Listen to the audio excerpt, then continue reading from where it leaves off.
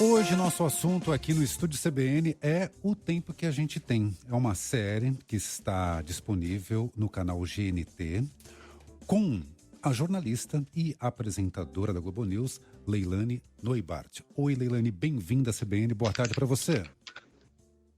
Olá, tudo bem? Prazer enorme estar aqui com vocês. Muito obrigada pelo convite. Nós que agradecemos. Muito bem, vamos lá. O Tempo que a Gente Tem. Esse é um projeto que ele é seu. Como é que ele nasce? Como é que ele foi concebido? Qual que é a história dele? Então, o projeto é meu. Eu levei para o GNT esse projeto. Na verdade, a primeira conversa com o canal foi ainda antes da pandemia.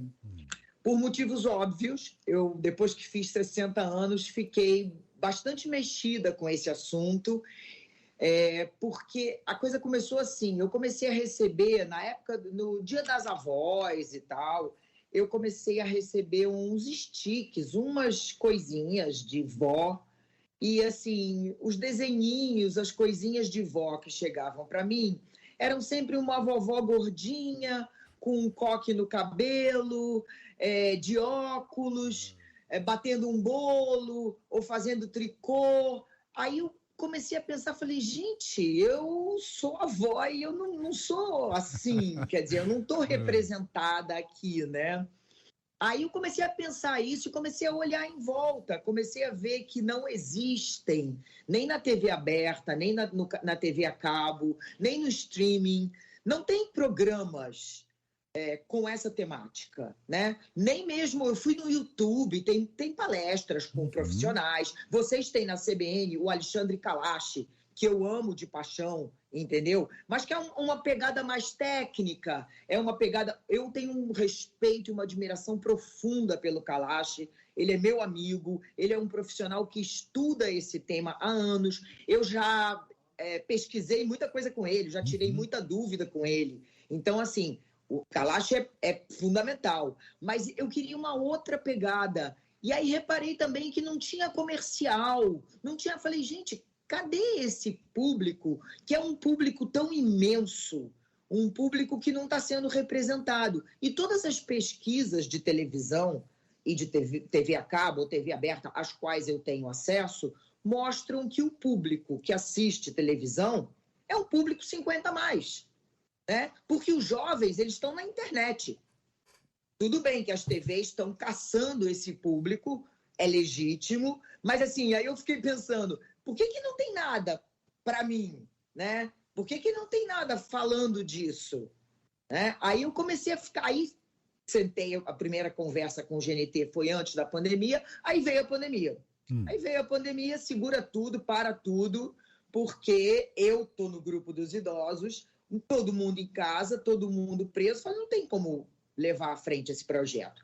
E aí, quando chegou em fevereiro desse ano de 2021, eu voltei a conversar com a Dani Miani, do GNT, com a Mari Keller, do GNT, Mariana Keller, e a gente resolveu, eu fiquei muito feliz, porque eles abraçaram o projeto, as duas. O canal abraçou o projeto e falou, ok, vamos falar disso. Porque o GNT é um canal que fala muito de diversidade, um canal que conta histórias, um canal que quer ouvir as pessoas e quer falar com as pessoas. E aí eu fiquei muito feliz e a gente tocou. Foi, assim, curioso, porque eu brinco que eu pedi tanto para trabalhar durante 1 ano e 4 meses, que aí quando veio o trabalho, veio tudo junto. Porque ao mesmo tempo que eu estreiei no Conexão, que é um jornal com 4 horas de duração ao vivo, a gente também começou a gravar a série. Então foi assim, foi uma loucura. Eu trabalhei muitos dias, 14 horas, direto. Trabalhei todos os fins de semana para a gente poder botar o programa em pé, o projeto em pé, que o primeiro episódio fosse nesse mês de outubro. Por quê? Porque é o mês da maturidade. Ah, que legal. Antes da gente seguir falando mais sobre o tempo que a gente tem, conta mais um pouquinho sobre a Leilane Vó. Como ela é? Já que ela é diferente. Olha, a Leilane Vó... Antes de mais nada, a Leilane Vó é muito feliz de ser avó. Bom. Eu acho que até demorei. Eu confesso que eu enchi um pouco o saco do meu filho mais velho, que é o Rafael, que é o pai do Francisco, para virar avó logo. Eu queria ser avó rápido, mas é claro que eles têm lá o tempo deles. Eu tive filho muito cedo, mas meus filhos, eu tenho um filho de 40, que é esse pai do meu neto, e um de 32, e eles têm lá o tempo deles. E aí, quando o Francisco chegou, cara, é a melhor coisa do mundo, é a melhor coisa do mundo. Eu vou aqui te dar uma frase da Rita Lee. Quando a Rita Lee nasceu, a primeira neta dela, eu acho a Rita Lee uma das maiores frasistas desse país. E a Rita Lee tem uma frase que me define, que eu acho ótima, que ela diz o seguinte: se eu soubesse que ter neto era tão bom, não tinha nem tido filho. Genial, genial. Então, assim, o meu lidar com o Francisco é muito legal. Primeiro porque eu tenho 2 filhos homens, tive um neto homem. Então, os meninos, para mim, a gente brinca, luta espada, brinca de super-herói, corre, pula, faz pirueta. Então, as brincadeiras masculinas de menino, que são umas brincadeiras, tem muita energia, né? Tenho 2. Eu adoraria ter uma neta para brincar de casinha, de bonequinha, mas também pode ser que ela venha uma neta e ela não queira nada disso. Queira brincar de bola, de pique, de correr, das mesmas coisas. E eu brinco que eu não me encaixo como vó, assim, no padrão tradicional. Primeiro que eu trabalho muito, então, assim, eu adoro ficar com o Francisco. Mas meu filho sabe, eu fico com o Francisco quando eu posso, e eu fico com a maior alegria. Mas, assim, eu não posso deixar de trabalhar para ficar com o Francisco. Quando a gente estreou o jornal agora, eles estavam ali, eles queriam viajar, os 2. Meu filho e a mulher dele, a Mariana. E eu falei, gente, olha só, eu teria o maior prazer em ficar, mas não vai dar, porque eu estou estreando um projeto novo, eu tenho que me dedicar a ele. Eu tenho o jornal e a série. Então, não vou conseguir ficar com o Francisco. E eu brinco assim, meu maior dilema como avó é ter que explicar para o Francisco que ele não pode andar de moto comigo, porque ele ainda é muito pequeno. Que demais. Muito bom. Você cita na série, Leilane, que nós estamos vivendo cada vez mais. O que isso significa? Por que isso é importante da gente levar em conta? É o seguinte, todas as pesquisas mostram que, graças à ciência, mais uma vez a ciência, vacinas, e também graças à melhoria, a gente ainda está devendo muito no saneamento básico, mas graças a uma melhora muito grande do saneamento básico, a expectativa de vida do brasileiro aumentou em aproximadamente 30 anos, né? A minha avó, no início do século XX, tá? A expectativa de vida era de 45, 48 anos. Hoje a expectativa é de 70 e muito para homens e de 80 e tal para mulheres. Então, assim, estamos vivendo mais, é fato. Tanto é verdade que a Previdência Social teve que ser ajustada, né? O Brasil é um dos países que envelhece mais rapidamente. Então, assim, a gente ganhou de presente, né? A minha geração e essa geração recente está envelhecendo. Nós estamos começando a entender o que é uma outra forma de envelhecer. A questão é, ok, estamos vivendo mais, mas como é que nós estamos vivendo? Como é que nós vamos viver? Como é que nós queremos viver? Então, eu acho assim que nós estamos aproveitando agora, aprendendo com isso. Se você parar para pensar, se não me engano, foi na época da Segunda Guerra Mundial que se descobriu a categoria adolescente. Até então isso não existia. Adolescente era uma categoria que ninguém dava a menor atenção, gente. Não existia. A pessoa era criança ou estava na hora de casar. Porque as meninas casavam muito cedo. Ia direto para o velho. Ia direto para a vida adulta, entendeu? E aí, com 17 anos, 18 anos, as meninas estavam casando, os meninos estavam... Era outra coisa. Aí, naquela época, se pesquisou, se descobriu entre aspas, claro, mas assim, a sociologia, a antropologia começou a se dedicar mais e a se debruçar mais sobre esse grupo de pessoas que tem características tão comuns e tão específicas, que são os adolescentes, né? Aí a impressão que eu tenho é que agora é a hora dos idosos, é a hora dos velhos. O mundo está muito mais antenado, muito mais atento a isso, porque como estamos vivendo mais, precisamos nos adaptar a essa situação. Eu digo precisamos porque acho assim, a Previdência se adaptou, as famílias precisam se adaptar, né, entre si. Primeiro porque as avós, como eu, estão trabalhando, né? Não tem mais aquela coisa da a pessoa teve filho, a minha mãe está aposentada e fica com meu filho. Não tem isso, né? Dificilmente isso acontece. As avós estão na rua, estão trabalhando, os avós também, né? E segundo, assim, a gente tem que é uma coisa que o próprio Kalash fala muito disso, que é a mobilidade, a cidadania, o país precisa se adaptar a isso. Gente, vamos aqui combinar, a gente está falando, vamos pensar aqui em Rio de Janeiro, tá? Que é a cidade onde eu moro. Tem alguma coisa mais inapropriada, por mais bonito que seja, por mais tradicional que seja, da nossa cultura, que a gente herdou da cultura portuguesa, mas tem alguma coisa mais inapropriada do que calçada de pedra portuguesa para um idoso? Não tem. Pedra portuguesa é cheia de buraco, pedra portuguesa é um piso irregular, pedra portuguesa é uma coisa linda de se ver, mas que faz velhinho cair. Sem dúvida. E se existe uma coisa que velho não pode, velhos mais velhos, é cair. Porque quebra, né? É mais frágil. Então, a gente precisa encarar isso de frente e entender que a gente vai ter que ter cidades mais direcionadas e mais focadas numa vida digna, porque essas pessoas vão estar nas ruas, né? E aí eu acho que a gente tem também, gente, Fernando e Nádia, a gente tem que fazer a cabeça da gente para mudar uma série de preconceitos, né? A gente tem muito preconceito com o velho. Existe a velhofobia, que a gente já falou muito. A velhofobia, o etarismo, o idadismo, são palavras que estão surgindo agora, né? Mas que tem sido, a gente tem visto muito por aí, né? Por quê? Porque aquela coisa, vai para casa, seu velho, tá atrapalhando, seu velho. Quando veio a pandemia, eu lembro que tinha uma brincadeirinha idiota que era caminhão de caça-velho.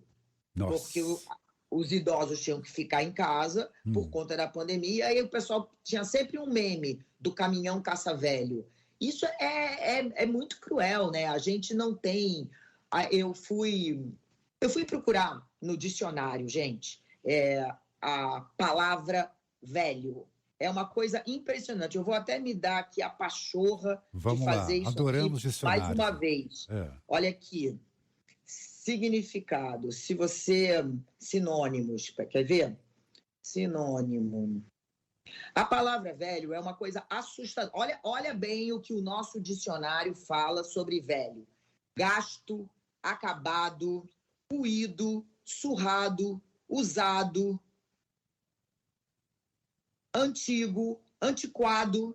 Olha isso. Esses são os nossos sinônimos. E não tem nenhum lugar assim, experiente, vivido, resiliente. Sábio. A gente não tem sábio ou sei lá, entendeu? A gente não tem nenhum significado positivo para a palavra velho da nossa cultura.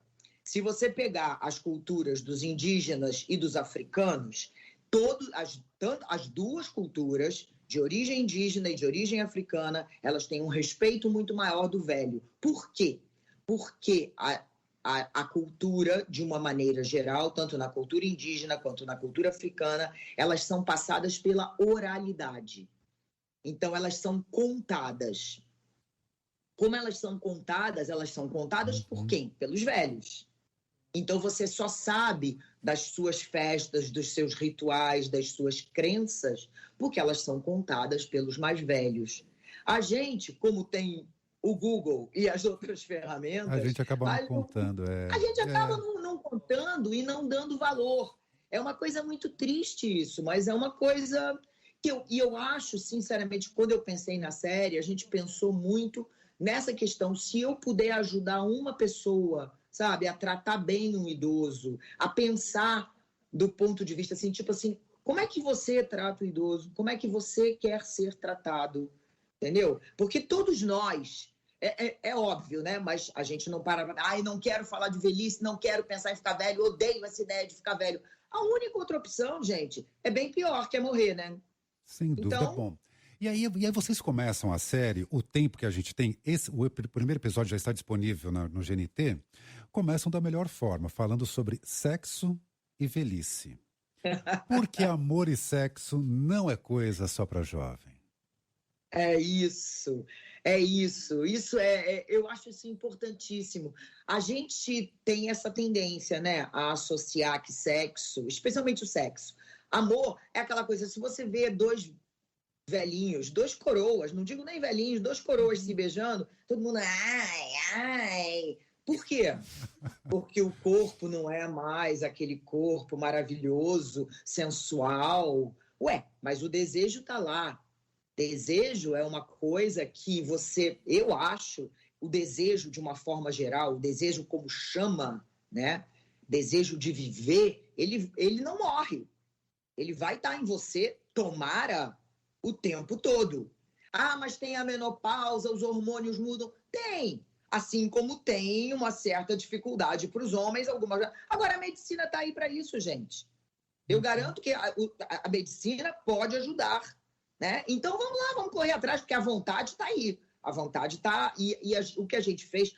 Veja, a série não tem nenhuma pretensão, assim, de dizer... E, aliás, eu odeio essa expressão. Feliz idade, melhor idade. Isso eu acho isso um eufemismo, sabe? Uma bobagem, gente.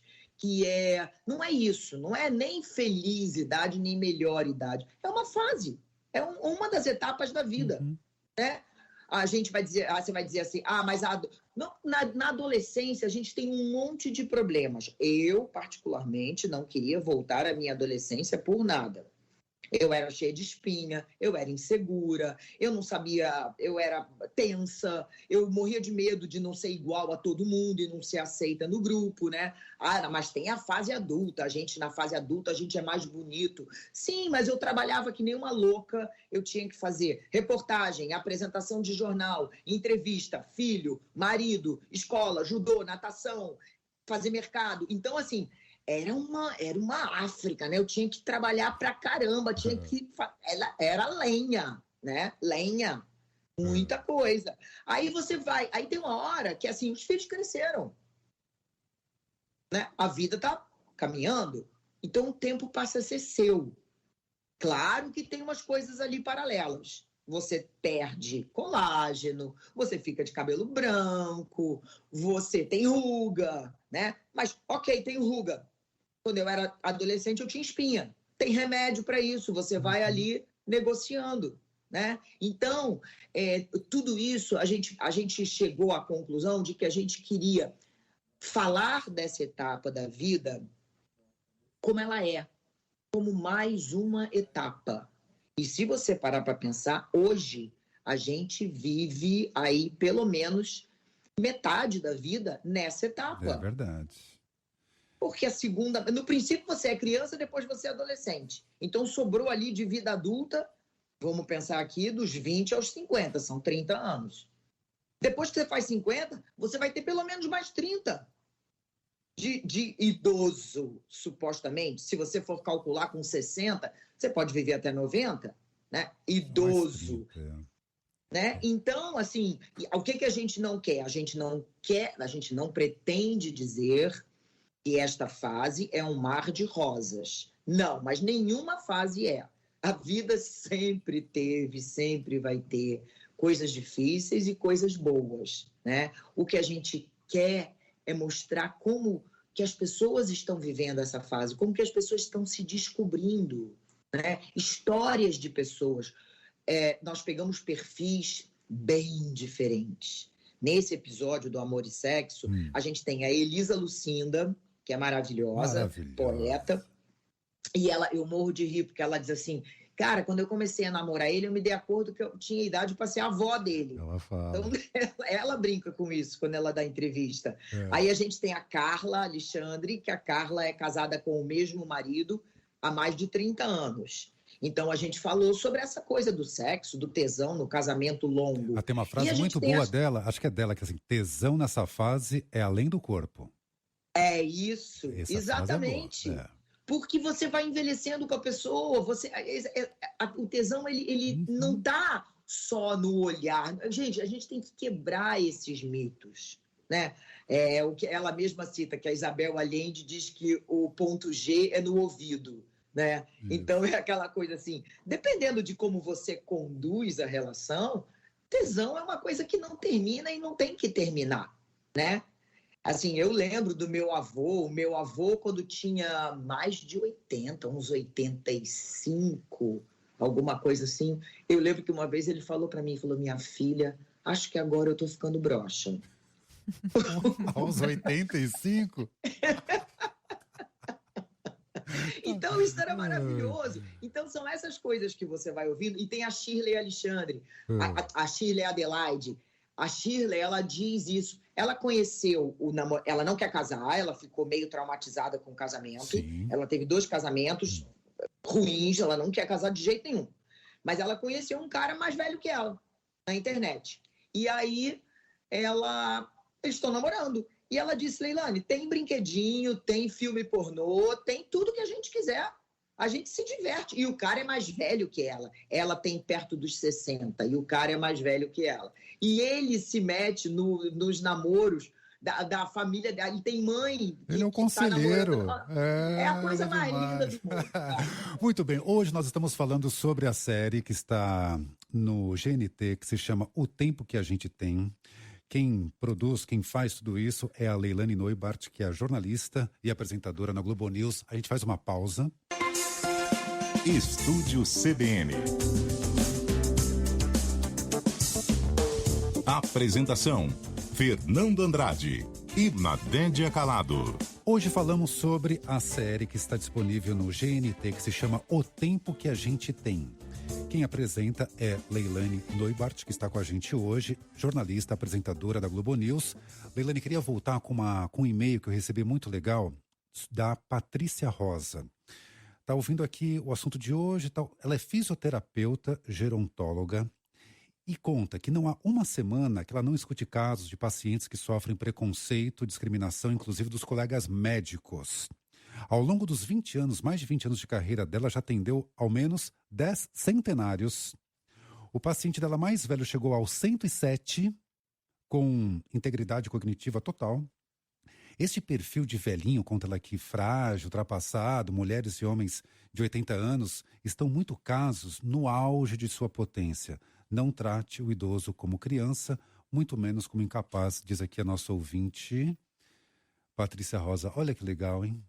É exatamente isso, é exatamente isso, Fernando, é a cara do Brasil. E assim, mais uma vez a gente vem em cima do preconceito, porque isso que ela falou é muito interessante, porque ou há um certo desprezo, né, pelo idoso, ou há uma tendência das pessoas mandarem no idoso, achar que o idoso não tem mais condição de decidir nada sobre a vida dele, que agora quem manda sou eu, né? E aí você trata como se ele fosse um bebezinho. Né? Quando não é isso. E isso tudo também, a gente falou sobre a melhoria no saneamento básico, a gente falou sobre as vacinas, e é importante também lembrar, mais uma vez, que a ciência chegou à conclusão, porque havia também um hábito, um mito de que depois de uma certa idade, o velho ficava frágil e o melhor era ele ficar em casa, sentado. Não se esforçar para nada. E hoje sabe-se da importância do exercício físico, da importância de você estar se mexendo.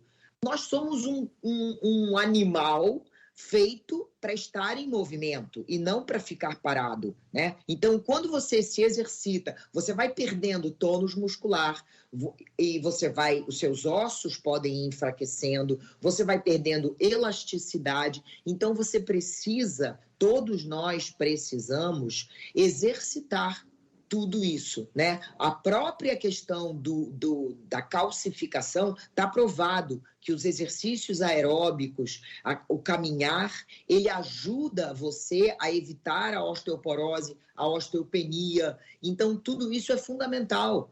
É uma coisa, o exercício é muito importante para o idoso, é muito importante. Eu fiz exercício a vida inteira, tá? Eu adoro, tá? Fazer exercício para mim é uma alegria.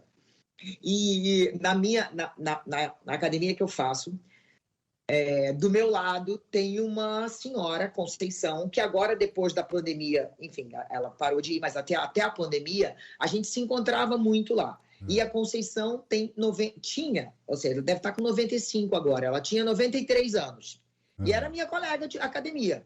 Se eu faltava, a Conceição dizia, Leilane, você não veio essa semana nenhuma vez ainda. Eu dizia, ai, Conceição, pelo amor de Deus, Conceição, estava trabalhando, sabe, aquela coisa. Aí ela fazia esteira do meu lado. Tudo bem que eu corria e ela caminhava rápido. Tudo bem, cada um seu tempo. Mas ela estava fazendo esteira do meu lado, entendeu? Então, quer dizer, são coisas muito importantes, são coisas que a gente precisa lembrar, e ela toda inteirinha, toda retinha, sabe? Então, assim, eu quero chegar, e eu comecei a pensar, eu lembro que eu me dei acordo, e eu falei assim, gente, eu tô com 62, daqui a 30, eu ainda não vou ter a idade da Conceição, e o meu neto já vai ser mais velho que o meu filho mais novo. Então, essa coisa do tempo é uma coisa muito louca, né? É uma coisa muito louca. E a gente só se dá acordo à medida que o tempo passa. Até porque eu costumo brincar que, assim, você não acorda no dia que você faz 60 anos idoso. Não é assim que acontece. Ai, fiz 60 anos, acordei idosa. Não. Né? A velhice, ela vem chegando. Tem gente que tem 40 e 50 que é mais velho do que gente de 60 e 70. Porque tem uma cabeça velha. Né? Tem uma postura velha diante da vida. E tem gente que tem 80 e continua super jovem. Então, é muito mais do que a idade cronológica. Esse parâmetro, eu entendo. Eu entendo que a Organização Mundial da Saúde tinha que ter algum parâmetro. Eles escolheram o parâmetro da idade cronológica e dos 60 anos, porque eles tiveram que passar uma régua no mundo. E criaram 2 grupos, mais 60 e menos 60. Mas é muito mais do que isso, Fernando, muito mais. Dá para ver a sua identificação com as suas entrevistadas, mas teve algo que as suas entrevistadas te disseram que te surpreendeu ao longo da realização da série? Olha, que me surpreendeu propriamente, não. Mas, assim, o que me impressionou, eu diria para você que elas confirmaram uma coisa curiosa, que é assim, a gente escolheu realmente pessoas com perfis bem diferentes. E a gente escolheu temáticas bem diferenciadas. Mas em todas as temáticas e nas mulheres com todos os perfis, nós temos muitos pontos em comum. Né? As aflições, os anseios, os sonhos, as descobertas, o que o nosso olhar e a nossa alma está atenta, né? O incômodo com o preconceito, como falou aí a moça que mandou o e-mail, a fisioterapeuta, né? Essas questões são muito presentes em todas as entrevistas. Teve uma coisa que me surpreendeu e que eu fiquei positivamente encantada, e que eu pensei muito que seria tão bom se todas as empresas tivessem. Eu entrevistei a Cristina Xavier. A Cristina, ela é filha da Ruth Xavier, aquela nossa atriz que morreu durante a pandemia, maravilhosa, maravilhosa. E a Cristina era cientista, foi durante muitos anos, a vida toda, cientista da Fundação Oswaldo Cruz. Tá? E ela estava me contando na entrevista que a Fundação Oswaldo Cruz tinha não sei se é um curso, mas tinha um preparatório para a aposentadoria. Porque para as pessoas entenderem como elas iam lidar com a própria vida depois que elas se aposentassem. Porque você tem que entender, existem várias coisas importantes. O seu tempo é outro, o seu dinheiro é outro, Então tem uma série, a sua cabeça, por exemplo, para os homens, uma das questões interessantes é que para as mulheres a gente muitas vezes fala, né, da questão da vaidade, da aparência, o que não é exatamente assim. Eu comecei a ver que a coisa da aparência, gente, as meninas, que eu chamo de as meninas de 40, 45, 48, estão muito mais preocupadas com a aparência do que a gente que tem 60, 70. A gente sabe que a ruga vem e sabe aquela coisa, né? Faz parte da vida. A ruga Mas, enfim, é um lugar onde um dia houve um sorriso. Já vi essa frase maravilhosa. Ó, o meu sorriso continua aqui, agora é um sorriso com ruga. Fazer o quê? Né? Agora, para os homens, por exemplo, é muito difícil perder o poder. Né? Muitos homens são chefes, são diretores de um departamento, são gerentes, estão acostumados a mandar. Né? Se tudo correr bem, a gente vai ter uma segunda série com a temática masculina. E aí, de repente... A primeira série, o foco em mulheres? São só mulheres, Eu tenho todas as minhas entrevistadas são mulheres, porque a gente percebeu que eram universos um pouco diferentes. Então, eu espero, sinceramente, que tenha uma segunda série para falar dos homens. E os homens têm essa questão. Eles perdem o que para o homem é muito importante, que é o poder de mandar. E aí ele vai para dentro de casa, né? Quando ele aposenta. E aí ele começa a ser um certo incômodo dentro de casa.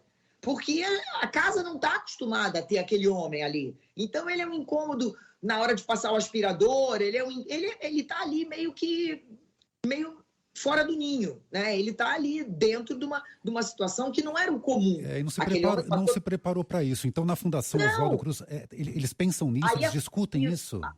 Aí a Fundação Oswaldo Cruz tem esse curso. Não sei, isso é antes da pandemia, tá? Ela fez ela se preparou durante 3 anos. A Fundação Oswaldo Cruz fez um treinamento com ela e com outras pessoas durante 3 anos sobre como porque se você quer, por exemplo, ela decidiu empreender e trabalhar com uma espécie meio arquitetura, meio artesanato. Então ela faz mesas, faz móveis, faz poltronas, faz sofás, tudo a partir de material reciclado. Então ela foi aprender sobre empreendedorismo, ela foi aprender sobre educação financeira, porque vamos combinar que o dinheiro tem que durar, né? Você não sabe quanto tempo você vai viver, você quer viver muito, mas para viver muito você tem que ter dinheiro, né? Então todas essas questões são muito interessantes. E aí, isso me surpreendeu. Eu falei, gente, que legal a Fundação Oswaldo Cruz preparar os seus funcionários para ter uma boa aposentadoria. Porque eu acho que o que mais aflige uma pessoa é ela chegar no emprego e ser demitida ou ser aposentada e do dia para a noite ela se vê ali numa outra realidade completamente sem chão, né? Completamente sem saber o que fazer. Perfeito. Homens e mulheres. Então, eu acho que essa proposta de você ter nas empresas uma ajuda para o funcionário que vai se aposentar é uma coisa sensacional. Eu acho que é a Elisa Lucinda, ela fala que a gente tem que vender melhor a velhice, a imagem da velhice. Como é que você acha que a sua geração, a geração de 58 que você fala, ela está mudando a forma como nós vemos, como a nossa sociedade vê a velhice hoje? Tem mudado? Tem mudado, sabe, gente? Tem mudado. Não é uma coisa fácil, Nádia e Fernando, é aquela coisa que a gente falou, a gente não tem quem copiar. Né? Porque as nossas mães, mãe ou avó, eram outro tipo de velhice. Então, a gente está tendo que abrir a picareta, nosso próprio caminho produtivo de velhice.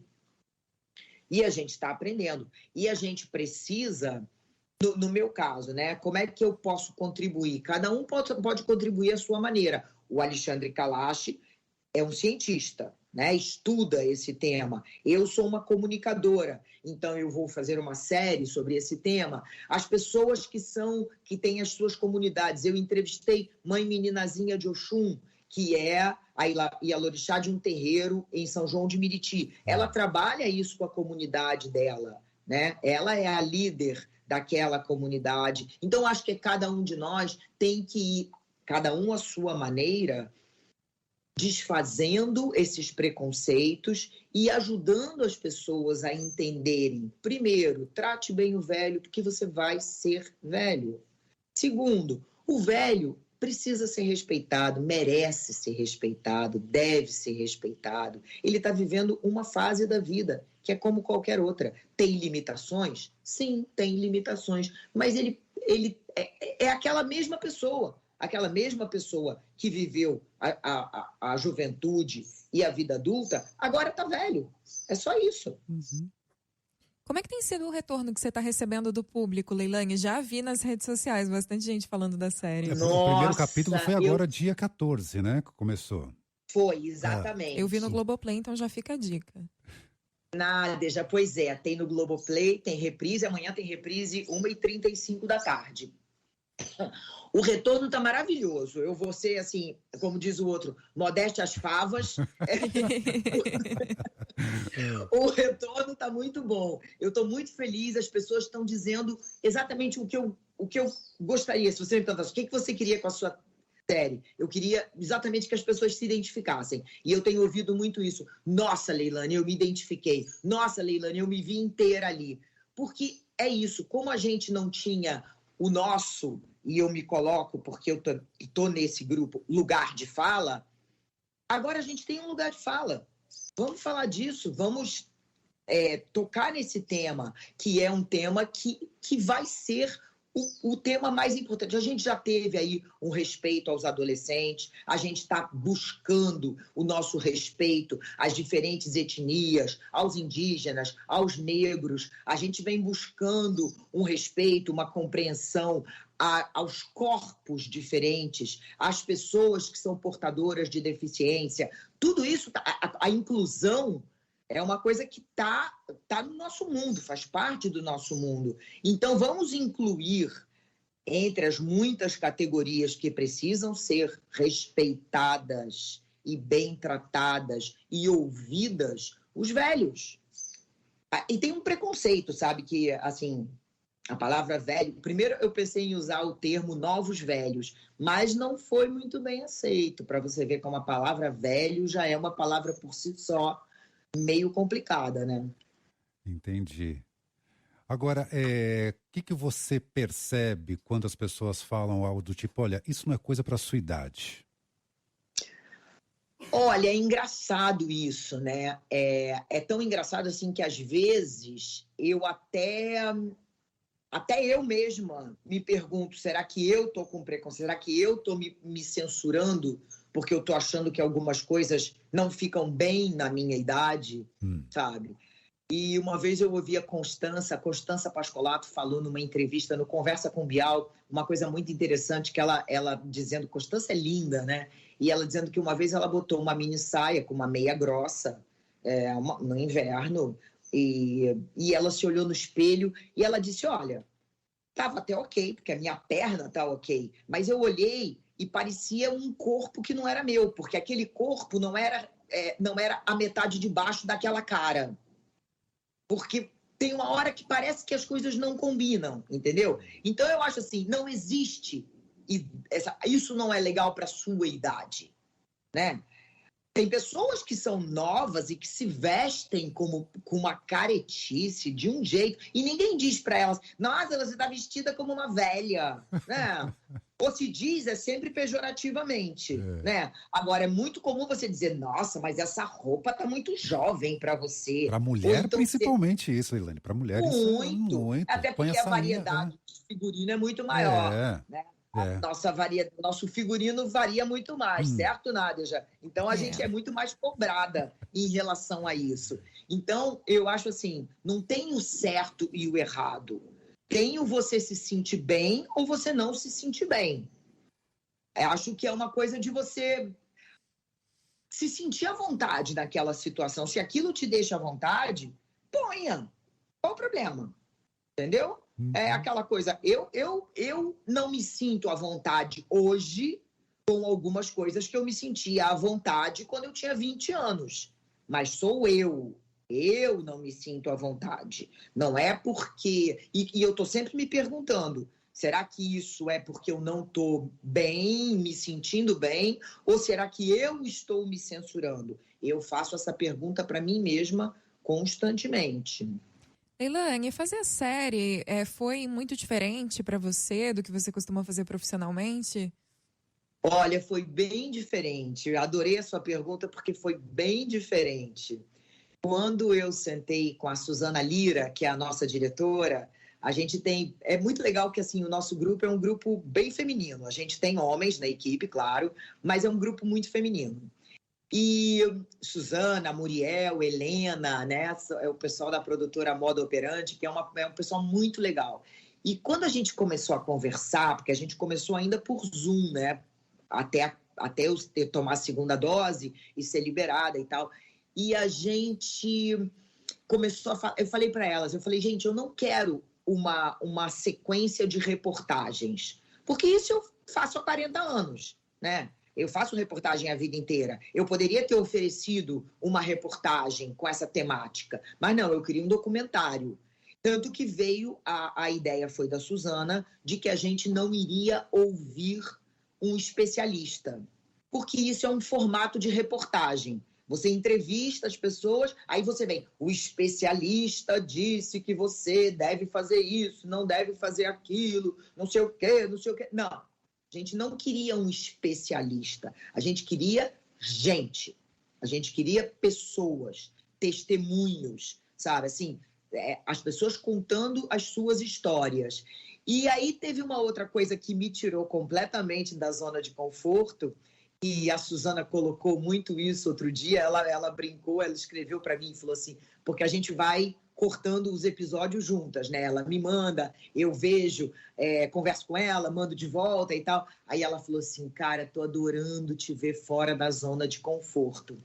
Porque como eu não tô como numa reportagem em que eu tô com aquele distanciamento de repórter e com aquela imparcialidade, entrevistando sem me colocar. Eu tô me colocando nas entrevistas. Você se emociona às vezes. Me emociono, brinco com elas, eu tô junto, assim, a gente bate mão, a gente abraça, sabe? Com a Flavinha Oliveira foi uma das minhas entrevistadas também. Cara, teve uma hora que a gente abraçou, a gente falou, cara, eu entendo perfeitamente bem isso, porque é aquela coisa, a gente quis criar esse conjunto, a gente quis criar a palavra é feia, gente, mas é isso, sororidade, é uma irmandade, né? A ideia não é que eu seja uma repórter distante, ouvindo, até porque, vamos falar de novo essa coisa que hoje em dia virou moda, né? Eu tenho um lugar de fala,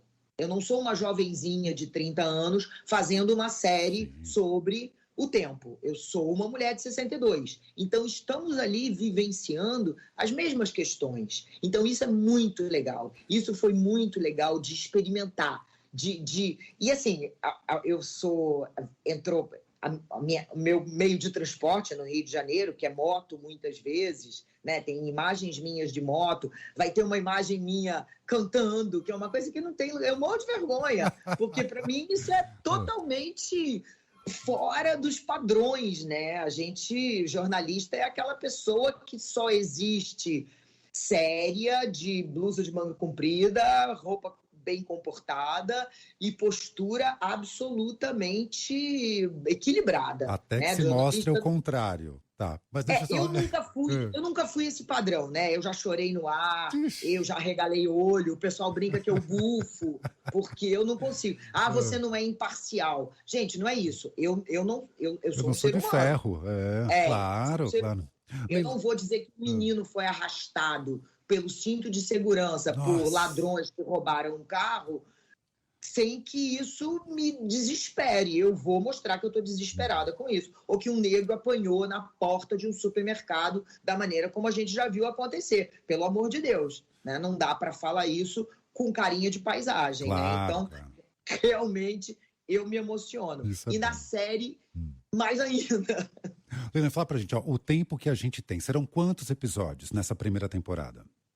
4 episódios. A gente tem esse episódio que passou, Amor e Sexo. A gente tem um episódio sobre consciência e memória.